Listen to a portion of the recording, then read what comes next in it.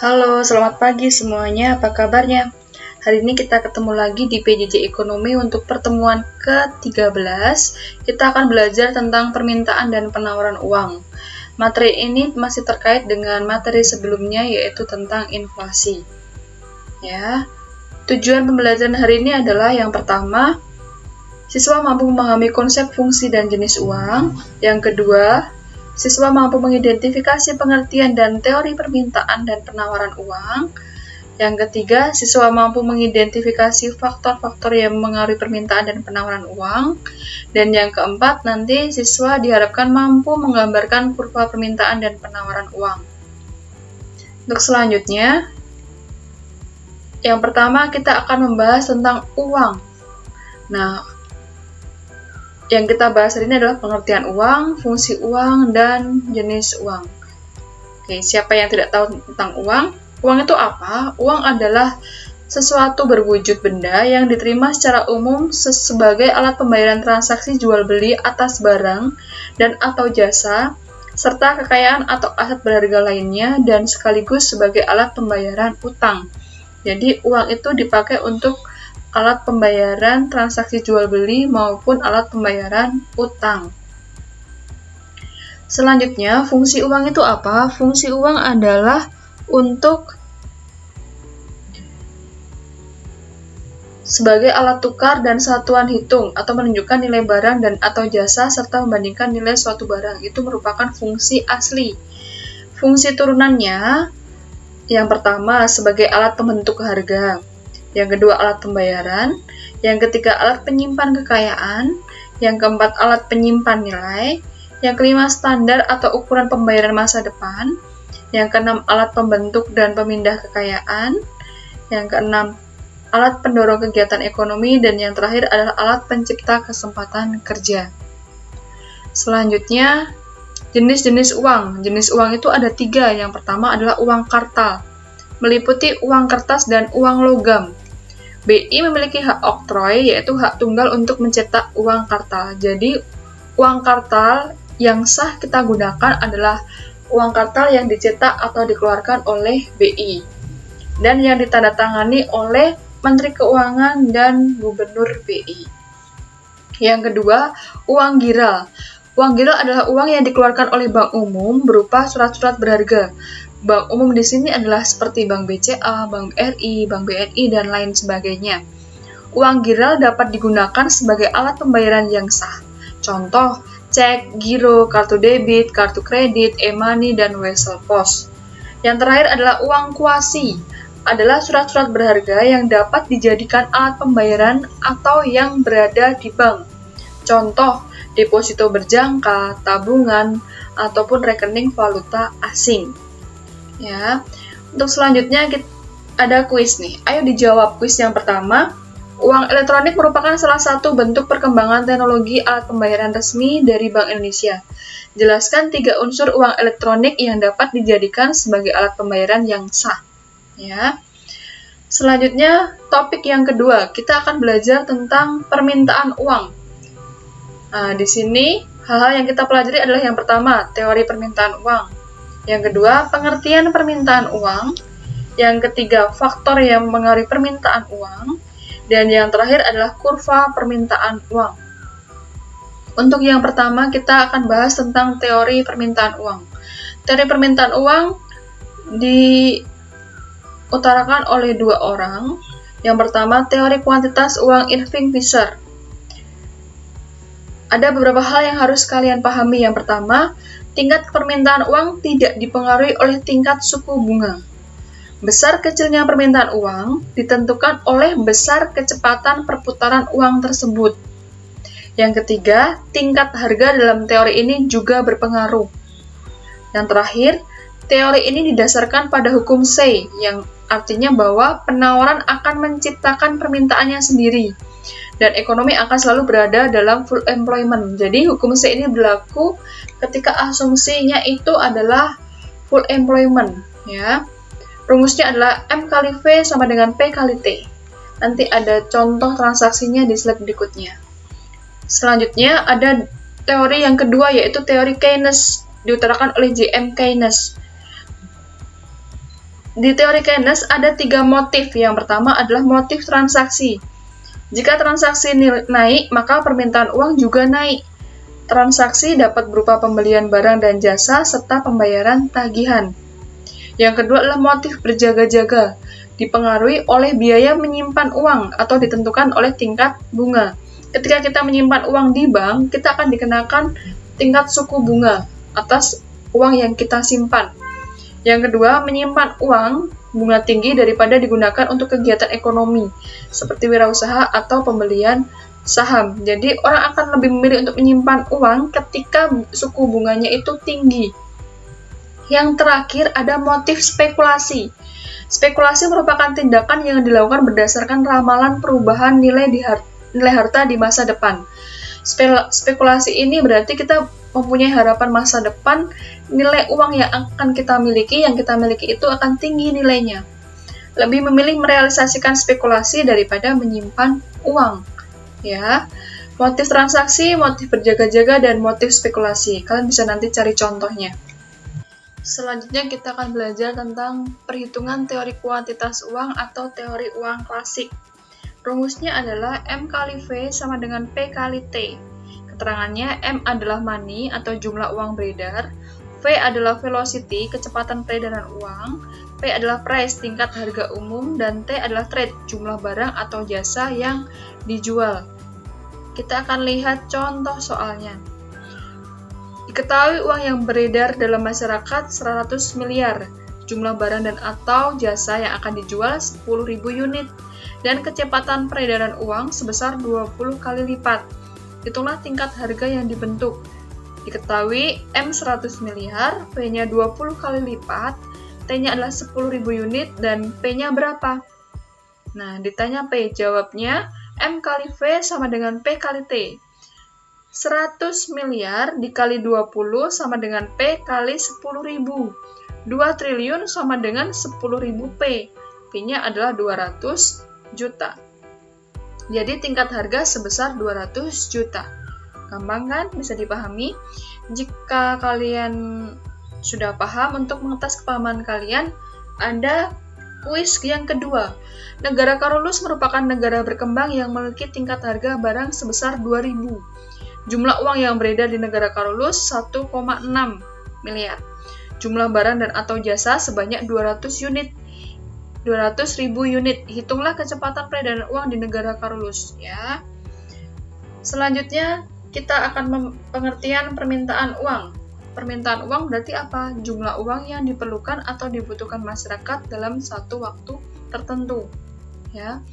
Kita masyarakat itu pasti akan meminta uang, permintaan uang untuk agar kita dapat bertransaksi.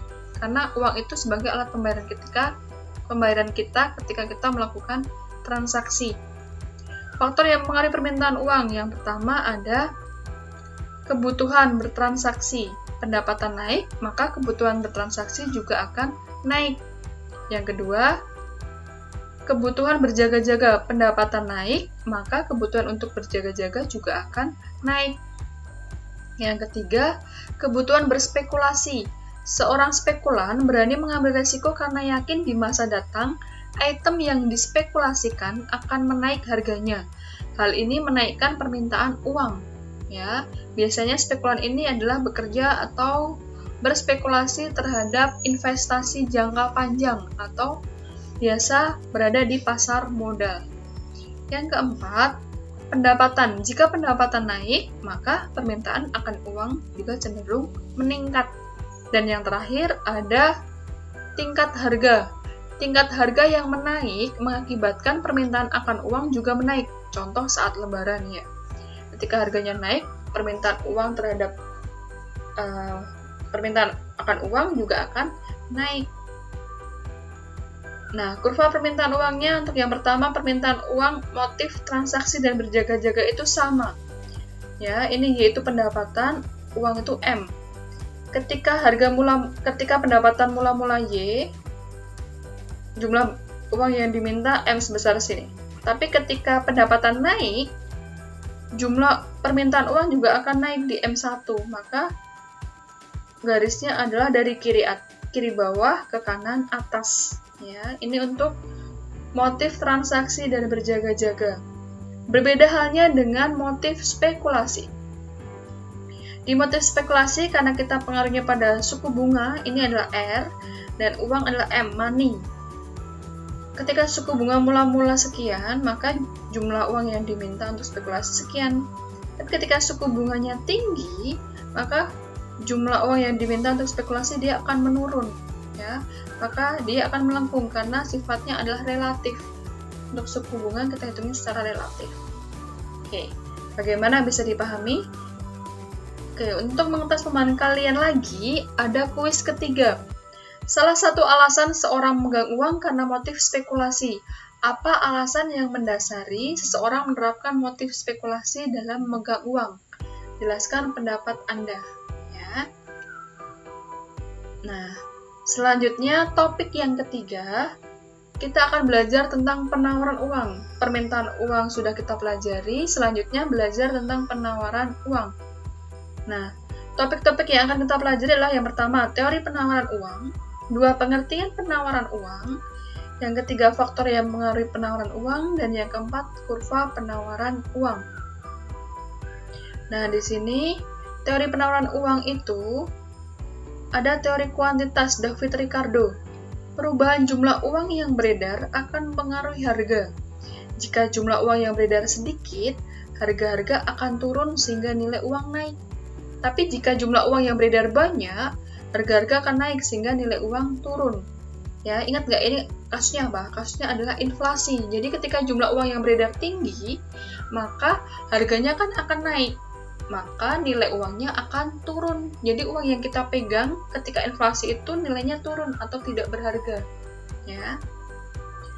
Yang kedua adalah teori kuantitas Irving Fisher. Nilai uang yang ditunjukkan oleh tinggi rendahnya harga sangat dipengaruhi oleh jumlah uang yang beredar, kecepatan peredaran uang, dan volume perdagangan. Ya, masih sama rumusnya tadi. M kali V sama dengan P kali T. Yang ketiga, teori persediaan kas Alfred Marshall. Perubahan dalam penawaran uang atau jumlah uang yang beredar akan menimbulkan perubahan harga-harga yang sama tingkatnya. Ya, jadi pengaruh jumlah uang yang beredar itu juga akan menimbulkan perubahan harga barang tersebut. Ya, dan tingkatnya pasti akan sama. Jadi, penawaran uang itu apa, Bu? Penawaran uang adalah jumlah uang yang ada atau beredar dalam perekonomian pada waktu tertentu. Kalau permintaan jumlah uang yang kita minta sebagai masyarakat, tapi kalau penawaran uang adalah jumlah uang yang beredar ke masyarakat, ya. Nah, di sini faktor yang mempengaruhi penawaran uang juga ada 5. Yang pertama, tingkat bunga. Jika tingkat bunga tinggi yang berakibat dunia usaha lesu, BI akan menambah jumlah uang yang beredar, sehingga tingkat bunga akan turun. Ya. Yang kedua, tingkat inflasi. Inflasi tinggi, pemerintah lewat BI akan mengendalikannya dengan mengurangi jumlah uang yang beredar. Ya, ada kebijakan apa? Kebijakan moneter dan kebijakan fiskal. Yang ketiga, tingkat produksi dan pendapatan nasional. Tingkat produksi dan pendapatan nasional yang rendah, maka pemerintah lewat BI akan memperbanyak uang yang beredar dengan tujuan menggairahkan dunia perbankan dan usaha. Ya. Yang keempat, kondisi kesehatan dunia perbankan. Jika dunia perbankan tidak sehat, biasanya Bank Indonesia akan menaikkan tingkat diskonto untuk menurunkan tingkat cadangan di bank atau cash ratio, ya, dan menurunkan jumlah uang yang beredar. Hal ini sekaligus meningkatkan suku bunga dan menarik minat nasabah untuk menyimpan uangnya di bank. Ya, ketika tahu bahwa kondisi perbankan itu akan memburuk atau lesu, maka mereka akan menaikkan tingkat suku bunga. Kalau tingkat suku bunga naik, kalian akan lebih senang untuk menabung atau pinjam uang. Nah, pasti kalian akan lebih senang untuk menabung. Nah, disitulah akan menaikkan tingkat pendapatan bank atau menaikkan nasabah-nasabah di bank, ya. Yang kelima, nilai tukar rupiah. Jika nilai tukar rupiah menurun, pemerintah akan menurunkan jumlah rupiah yang beredar. Sehingga sesuai dengan hukum keseimbangan permintaan dan penawaran, tingkat bunga akan naik dan nilai rupiah pun juga akan terangkat, ya kan? Nilai uangnya juga akan naik. Nah, di sini ada kurva penawaran uang, ya. Pengaruhnya adalah tingkat bunga R, Dan JUB, jumlah uang beredar. Nah, di sini kenapa garisnya lurus saja, Bu? Berapapun tingkat bunga, baik R1 maupun R1 aksen, jumlah uang yang beredar itu akan tetap sama, ya. Kenapa? Kurva penawaran uang MS dalam praktiknya merupakan sumbu tegak vertikal. Kenapa? Karena besarannya sudah ditetapkan Bank Indonesia lewat kebijakan moneter. Ya, berapapun tingkat suku bunganya mau naik mau turun, jumlah uang yang beredar tetap akan sama. Ya, karena memang sudah diatur oleh Bank Indonesia melalui kebijakan moneter. Oke, bisa dipahami? Nah, jika sudah bisa dipahami, kalian masih ingat nggak tadi? Di slide-slide sebelumnya ada 3 kuis, 3 pertanyaan ya. Silahkan kalian kerjakan di buku tugas, kemudian hasilnya kalian foto dan kirim ke ibu melalui WA. Ya. Nah, itu sebagai evaluasi untuk pertemuan hari ini. Ibu ulang sekali lagi, tugasnya adalah tadi di slide-slide sebelumnya ada 3 pertanyaan kuis. Silahkan kalian kerjakan di buku tugas, jangan lupa ditulis soalnya. Kemudian kalian kerjakan, nanti hasilnya kalian foto dan kirim ke ibu melalui WA. Jangan lupa di setiap lembar jawaban kalian tulis nama dan tanda tangan, ya. Nah, sekian untuk pembelajaran hari ini. Sebagai penutup ada quotes dari Steve Jobs. Satu-satunya cara untuk melakukan pekerjaan yang hebat adalah dengan mencintai apa yang kamu lakukan. Ya, belajarlah mencintai pekerjaan Anda sekarang, kegiatan Anda sekarang, karena nanti dengan cara itu kalian akan menjadi orang yang hebat. Oke. Terima kasih untuk perhatiannya. Selamat belajar, tetap jaga kesehatan, dan sampai jumpa.